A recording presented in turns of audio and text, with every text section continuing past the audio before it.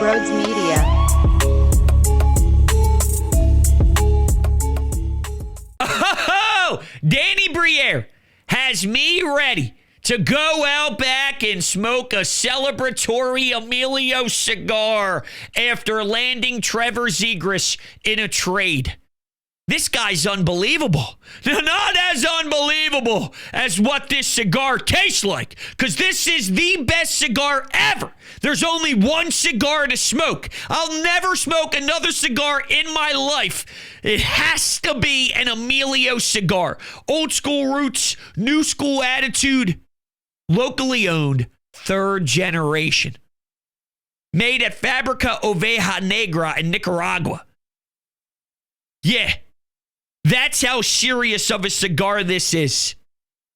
What you must do, you must go to your local tobacco shop and say, hey, fellas, you guys got Emilio cigars? And you must check out the link down below in the description, which will send you to their website, and you can check it all out. But I'll tell you what Danny Briere did today by acquiring Trevor Zegras from the Ducks. Whew. This one makes me the most excited. And I just don't know if it's because of the acquisition or if it's because these cigars are so damn good. Emilio Cigars. Join the family today. Yo! Welcome on in to Sports Talk with Broads. There's a reason why I'm wearing the tank today. There's a reason why I'm showing off my guns. That's because Danny Briere just flexed his ass all over the league. Now, really, he put his nuts in front of everybody's face and wiggled back and forth. But if I did that, I'd get in trouble. So I decided to go the alternative route and show off the biceps. Dude, Danny, are you for real? This was a savvy move. You're telling me it costed Paling a fourth next year and one of your 8,000 second-round picks this season to get an opportunity to work with Trevor Zegras? I'm aware that there is a lot of talk about if he can stay as a center or if he inevitably moves over to wing. He's got some work to do. There's no doubt about it. I'm not going to act as if this is a polished product. He needs to stay healthy. He needs to work on winning faceoffs. He needs to be more detailed as a player, all around the ice, 200-foot game. But boy, oh boy, is that skill set rare. Filthy hands. Unbelievable stick work. Unbelievable stick handling. Dancing. Dangling. You name it. The Michigans, the behind the net play. If he can center Matvei Michkov, this is where having a superstar on the wing is going to probably elevate Zegras. We've actually probably, as a fan base, have been looking at it the other way. How can we get a 1C that can help out Matvei Michkov? We now have a young, promising, elite player that can help out a low-risk, high-reward type of swing to rebuild someone who didn't pan out in another city. Forget for 1 second if Zegras becomes a center, becomes the top 6 forward we want. Forget that for a second. Let's just look at it from a Danny Briere viewpoint. Chuck Fletcher would be sitting on his thumbs. Chuck Fletcher would be dead silent right now, confused as hell. How do we pick someone who sucks at 6? How do we pick someone who sucks with 7 picks in the first 2 rounds?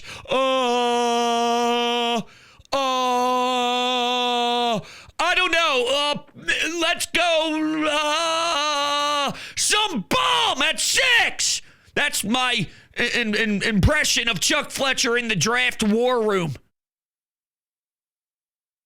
Look at what Danny Briere has done.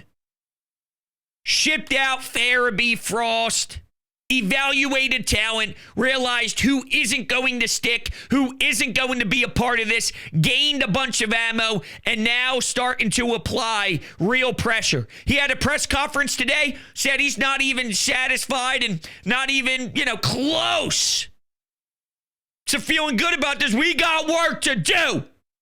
Now, that wasn't said word for word, but that was the feeling I got. That was the tone by his body language, by his voice, by his delivery. And you're damn right, Danny, because the draft is in about 6 days. By the way, I'm just throwing it out there. The Puck It Up draft party with yours truly is Friday, June 27th, this Friday, 7 p.m. at Chickies and Pete's in Glassboro, New Jersey. Come on out, hang out. We can have some food, have some drinks, watch the Flyers, select someone who's going to help change the franchise at 6. It's going to be a lot of fun. We're doing that through WIP, so I'm really excited about it. If you're around, if you're in the area, if you want a spot to come kick it with some Flyers fans and we can all hang out, that is the place to do so. But just the fact that we have a general manager who is capable of doing this. This may work, it may not work. Even if it doesn't, you didn't destroy your franchise. You took a risk that I think is very fair. There are a lot of players that have injury history and then they go elsewhere. And this is obvious. Anaheim, who isn't the most well-ran organization, may I add, just said, I had enough with them. Okay. Didn't Calgary say I had enough of Sam Bennett? Go look at what Sam Bennett's doing now. Sam Bennett, 4th overall pick, could never really pan out with the Flames. Now he is literally the standard of how people want to build their franchise to win in the postseason. Back-to-back cups. Stud. Was Reinhart always this? I'm just saying. There are plenty of examples when a new, fresh face coming to a place like Philadelphia, not a damn soul gives a shit about the Anaheim Ducks. Now you come and play in a city where the fans are hungry as hell for this team to get back on track. Yeah, it has been dead for a while now, but it doesn't mean that we don't have people that are starving and salivating, just waiting, drooling down their chin, pumped up, waiting for a team to have a must-watch group. And Zegras moves the needle. There is an entertainment factor with having to watch him on a night-to-night basis to see what he's going to pull off. I like Travis Konecny. And as a hockey fan, of course, I think he's very skilled. He can score a lot of goals. He's nasty. He plays with a chip on his shoulder. He's pesty. I like Travis Konecny. But I don't think Travis Konecny is a serious needle mover. He's a good hockey player. But I don't think he brings the wow factor.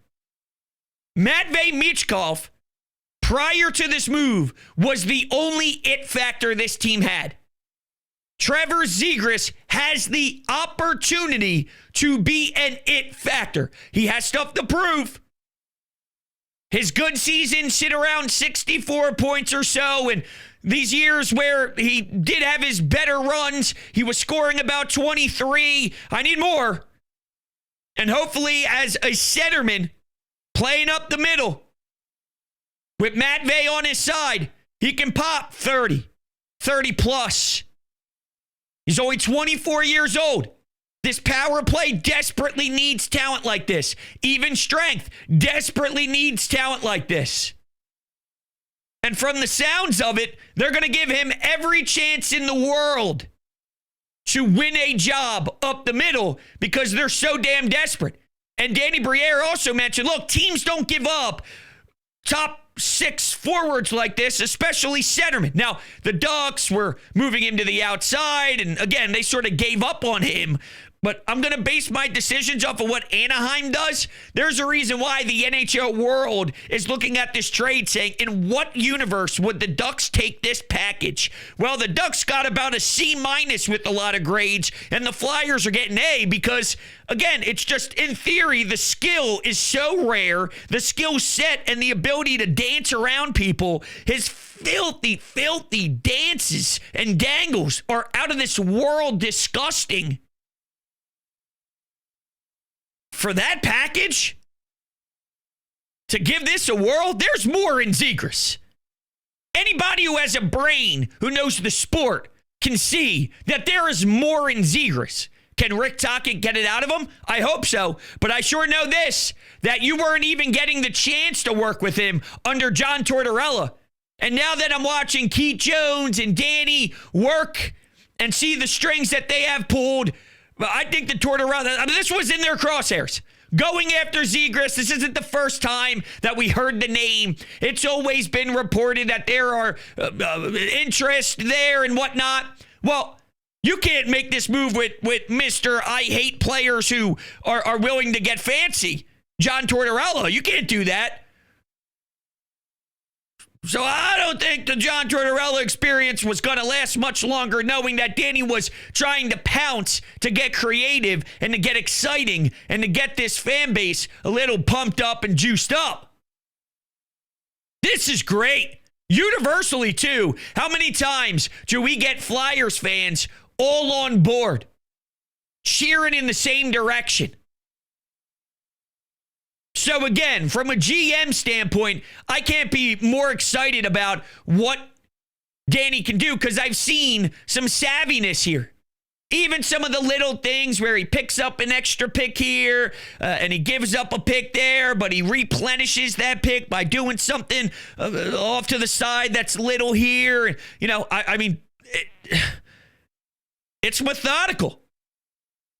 And unfortunately, you had to clean up the slop from the Chuck Fletcher era that it's not moving as quickly as we would like. They preached patience, and we don't want patience. I get it. I'm sick and tired of having nonsense too, but you can see a vision. This is a move that pushes you forward and the expectation rises. Whereas prior, it was, we're tearing it down, we're assessing, we're trying to acquire a bunch of assets. This is the first move outside of drafting Matvei Michkov that screams, let's go, baby. There is a goal at mind here. It's time to kick it into gear. It doesn't mean they're going to win the Stanley Cup. I almost said World Series. The Stanley Cup doesn't even mean they're going to make the playoffs next year. Because they still don't have a goalie. They still have to figure out Cam York. I think they need to kick it into gear with Drysdale a bit. And maybe this is a way, not that best friends means automatically that you're just going to be fantastic, but you get a chance to reunite with one of your best friends. Maybe this can get the best out of both of them of, listen, we got something smacking us right in the face. We were together in Anaheim. That place sucks. It's terrible. We come here in Philly. They're building something new. They have sharp minds in the front office. They just hired Rick Tocchet. Forget how I feel about it being a retread and it being a former Flyer. From a player standpoint, he does have a lot of respect in this league. A lot of guys in Vancouver were very all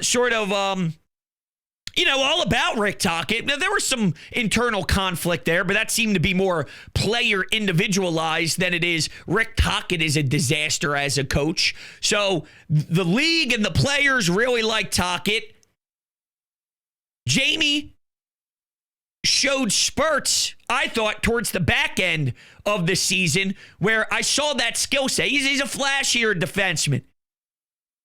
His ability to move at the top of the blue line, very shifty, creates lanes with his ability to cross over at the blue line, use the half wall. Creating those lanes is so important. A half inch can give you a lane to shoot low pad, and there's a stick there. It redirects, and you get a nice assist. Him and his best friend, now in a hockey town.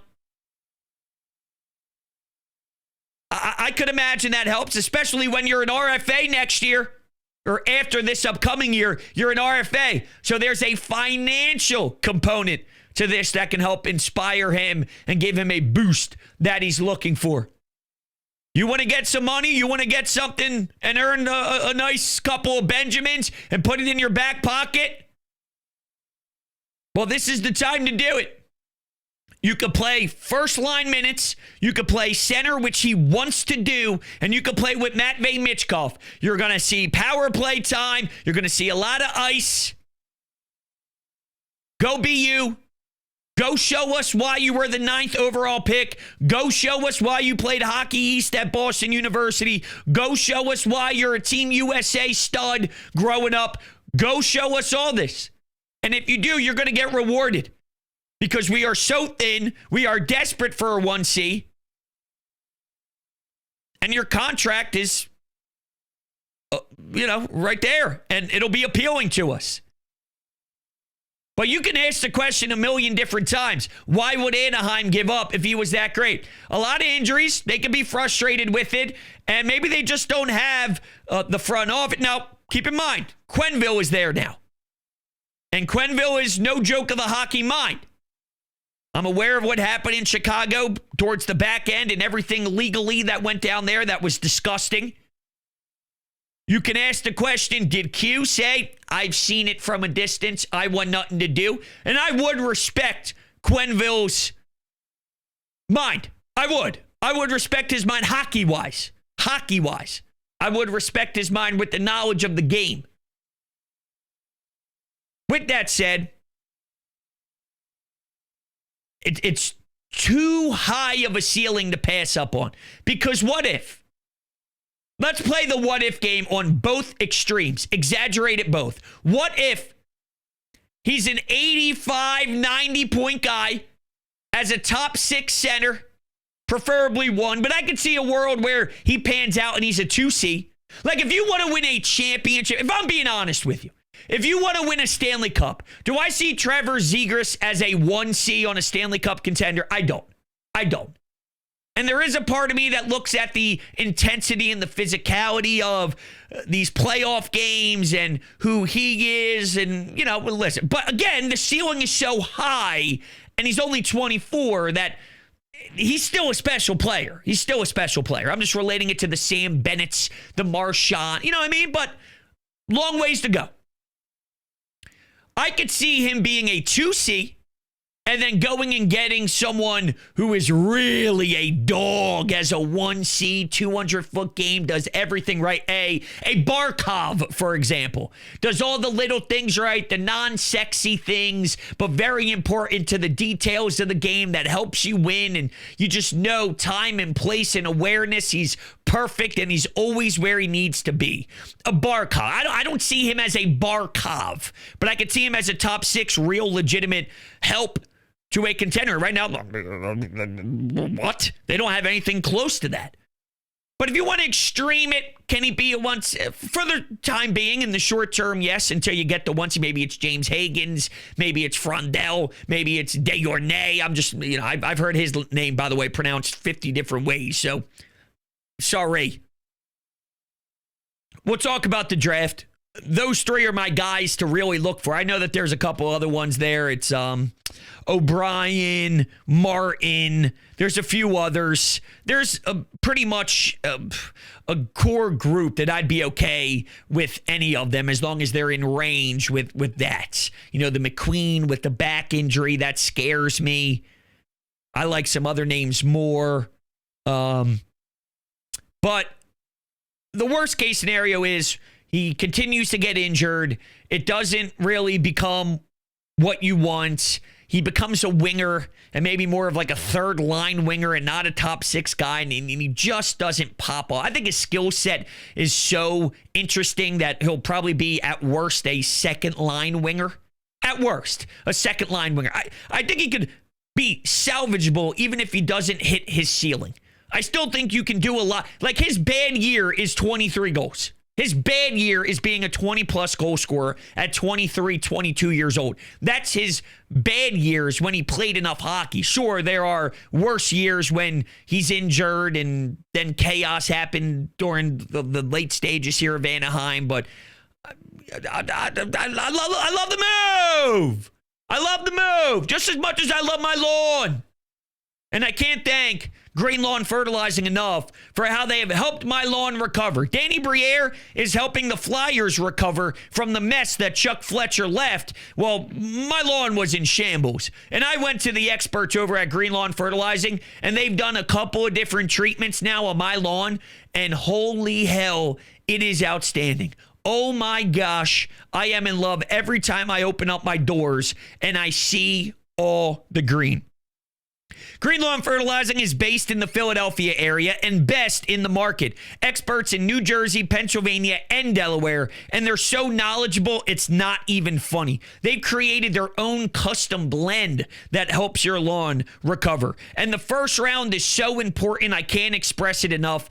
That's why they are giving you 50% off your first 2 treatments. That's right. If you click the link down below in the description and you sign up through that link, it'll tell them that Brode sent you. You will get 50% off your first 2 treatments. I had a couple of listeners sign up and reach out to me, and they're like, Brodes, thank you. And I said, don't worry about it, dude. That's why I'm here. You know, I work with these phenomenal companies that have such great teams, outstanding communication, just so much knowledge on what they bring to the table. And I'm not just going to be selfish and keep it for myself where I'm the only lawn or the only house that has the greatest lawn. I want you to have that as well, because it really does change the personality of your home. And I learned that the hard way. But there's been some Broads Media listeners that literally are just as in love as I am. And I said, of course you are. That's why I sit here and I have these heart eye emojis about it every time I talk about Green Lawn Fertilizing, because they're just amazing. Make sure you join the Green Lawn Fertilizing family today. All right, why don't we take a couple of anytime hotline calls, hear from Flyers fans about what they are thinking. That's exciting. I got to be honest with you. I'm excited just to talk about the Flyers, and I shit you not. Phillies are off today, and I was contemplating, did I want to do no show and just give myself a day to reset, get back after it after Houston, and then with the draft coming up, I thought, well, maybe I could do a Flyers preview draft, and I'll get into some of the prospects that I like and some of their pros, some of their cons, and then I was cleaning up some stuff here in my basement, and I had my phone connected to my Beats pill, and I saw the light on my phone just going off, and I got nervous for a second. I'm like, what the hell is going on? And I look over, and I just had texts of people sending me Elliot Friedman this and Elliot Friedman that and Frank Saravalli this, and I'm going, you got to be kidding me, baby. So it's almost like Danny Briere knew that I wanted to get something done today for the Fly guys and said, here, Broads, I love the show. Thanks, Danny. I appreciate it. I love you too. Trust me, I do. Let's go to the phones. What up, Broads? Giving my reaction to the Zegras trade, and I just want to say I love it. It's the perfect low-risk, high-reward move that Danny B and this team needed to make. Danny's clearly reading Howie's notes and learning how to fleece teams in trades. The culture's coming back, and I could not be more excited for it. It's the perfect move for them to make. He comes here. If he has a great year, you can resign him because he's an RFA, and boom, you got a great tandem with him, Mitchkov, PK, and the other guys. If not, you let him walk. It's the perfect, like I said, low risk, high reward move, and I can't wait for it. Well, if he has a bad year, let's say, don't you think other teams are going to realize, not to really even want to get into this today, but it's interesting that you bring it up. Let's say he doesn't have that great of a season. Injuries limit him, whatever. As an RFA, all I'm saying is the number would be so low that I wouldn't rule out the fact that you can still give this more time as a 24-year-old as an RFA. It just comes down to the money and making sure that it makes sense. You know what I'm saying? I don't think it's, all right, he's a stiff, we'll throw this away. For a 24-year-old, you just may have to reassess. You may have to think about this differently. But we'll cross that bridge when he gets here. I don't think it's going to get to that point. As long as he's on the ice, I think there's, I don't want to call it freedom, but I think there's almost there's a sense of urgency. But I think it got so nasty in Anaheim, and it was clear that there was a disconnect between him, his agency, and Anaheim, and it wasn't the right mix. You come here, and they sell you something of the caliber of, you're a first-line center to us. He's getting kicked out the wing in Anaheim. I mean, that's just detrimental to the psyche, detrimental to the belief. We don't believe in you anymore. We are doubting you. We think you stink. We think you were nowhere close to the 9th overall pick. We don't want you anymore. And trust me, the compensation even backs that thought process up. Paling a 2nd-round pick? Come on, man. Ryan Paling? Good for Danny to be able to recycle that. Think about it. Think about getting Paling, utilizing him the way they did, and now you're flipping that with a 2nd-round pick and a later 4th for Trevor Zegras? That's crazy. Now you sit down with Danny and Jonesy, and it's the complete opposite messaging. I can't wait to see you get a lot of ice time. I can't wait to put you on every power play, but, top power play minutes. And you're going to be playing with our best players. And maybe you are in the middle of TK and whatever, dude. But that goes a long way. I know from experience, when you sit down with the coach and the coach gives you this freedom to play your game, to play the game you want to play, to maximize your strengths. And that's Rick Tocchet's MO. Everything we hear about Rick Tocchet, it's a strong stance of, he is great with communication. He tells the players how he feels. He's willing to talk things out. And it's not John Tortorella hard ass. It's Rick Tocchet hard ass. He'll be hard on you. He'll make sure you compete. You got to work. But there is some serious dialogue on how everything's going. And you're not just getting benched and then not hearing anything for 2 weeks, and you don't know why you're on the 4th line one night and you're getting benched for a 3rd period in one random game, and then the next day you're on the 3rd line and you're getting 9 minutes of ice time and all that crap. This is where we see you. We're going to give you every ounce of wiggle room for you to reach your potential. You can make a mistake. We get it. You may take a calculated risk to jump up, and maybe we need you a little bit more in the D zone as a center. You got to make sure you stay low. You start to creep out because you want to get out on the rush. And there's all these analytical numbers that tell you that Anaheim wasn't able to get him with the puck on his stick with speed. And if you can find a way to maybe get the puck on his stick and get him moving with the speed, and then get the puck on his stick from there, he can flourish more. And if the Flyers can find a way to get that to happen, then you'll see him take that step that you're looking for. And all this, they're going to give that a bunch of time and a bunch of games to get that going. And if Zegras knows that, I just think it's easier to settle in. That's the freedom I'm talking about, the freedom of not being so tense. Now, you do need to produce as an RFA to get the money you want in a new town. That is pressure. There's always going to be pressure, though. If you can't handle a little bit of pressure, then you're the wrong guy as it is. Pressure's a good thing. It's just not as intense of a harsh situation surrounding the pressure. That's the difference. Let's go to Amadeo. Man, the Flyers just couldn't resist doing a move on June 23rd. It's absolutely crazy that you see the history of moves that they made specifically on June 23rd. It's unreal. But, man, this is a great trade for the Flyers. Great trade for Danny Briere. It's, honestly, could you say it's fleecing Anaheim because you really didn't give up that much for Trevor Zegras? Now, Trevor Zegras has definitely been a polarizing figure in the National Hockey League. He is a mentally skilled. He is highly gifted. He has proven in the past that he can contribute on the point sheet. And he's put up, 61 points, 65 points in a couple of seasons, to start his early career. And he probably could have produced even more, but that's, the quality of team that Anaheim was back then a couple of years ago. And now that, the past couple of seasons, he's still produced to an extent, but he just can't stay healthy. That's really been the major issue. I don't think it's the offensive production. It's just that he can't stay on the ice. And why it's such a low-risk, high-reward type of move, because if you have a healthy Trevor Zegras, you put him on a line with Matvei Michkov possibly, which most likely is going to be the case this season, and maybe do you also put him on a line with the possible Russian, the KHL free agent that the Flyers are most likely going to sign, Shabbatov?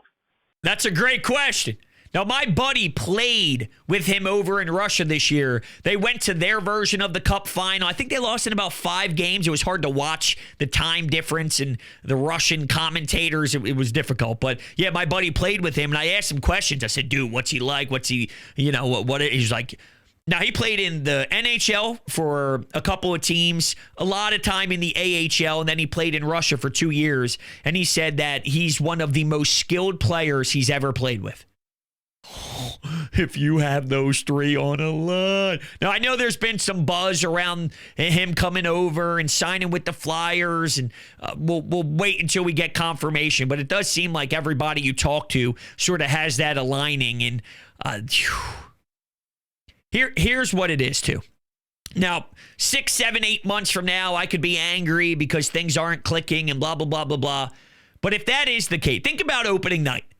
Flyers at the Wells Fargo Center.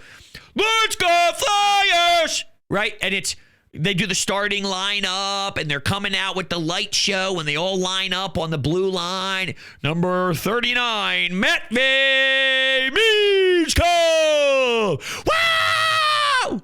Number 46, don't know why he's number 46. Number 46, Trevor Zegras. Come on, man.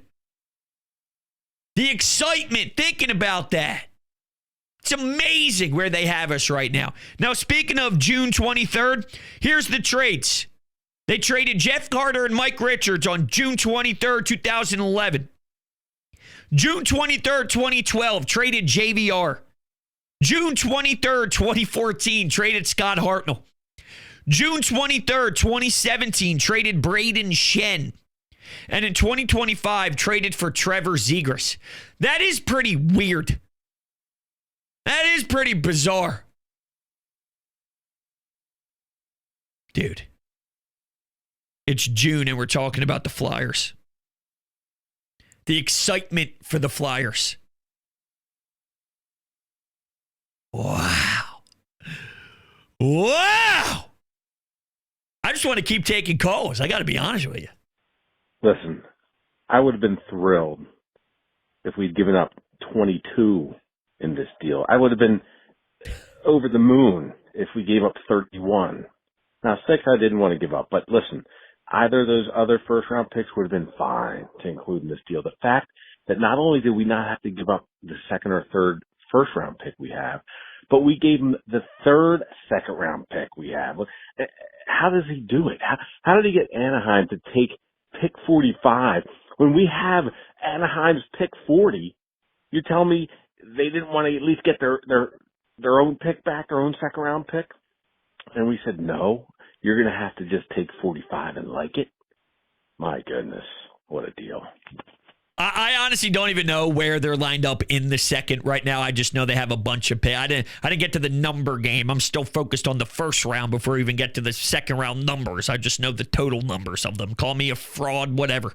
That shows you how much Anaheim just wanted out.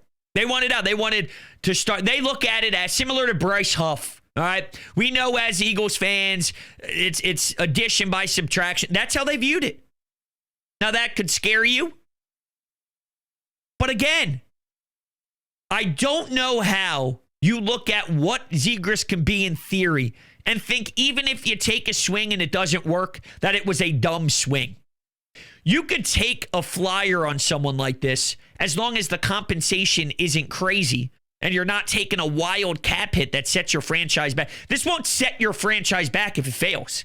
Quite frankly, it won't do anything. You'll be in awe with Oliver Bonk and hopefully with Jet Luchenko. I'm not sure, but Oliver Bonk and, all these guys that you draft in this upcoming draft, because this is a big staple draft for the franchise. And there's just going to be so many new, fresh pieces and exciting things going on, whatever you get for the Cam York trade that I'm anticipating. And there's just going to be so much happening that if this doesn't work, you're not going to go, oh, wow, I can't believe they don't have Ryan Paling anymore. Or I can't believe they screwed up not having that second-round pick when they have 6 other picks currently. And it may trickle down to 4 or 5 if they move more pieces and they want to move up or something along those lines. But there's just so much happening and so much chaos and so much addition that's going to be going on that you can't be mad at this. Like, if it doesn't work, you can't be mad at this. It's a smart, strategic attempt.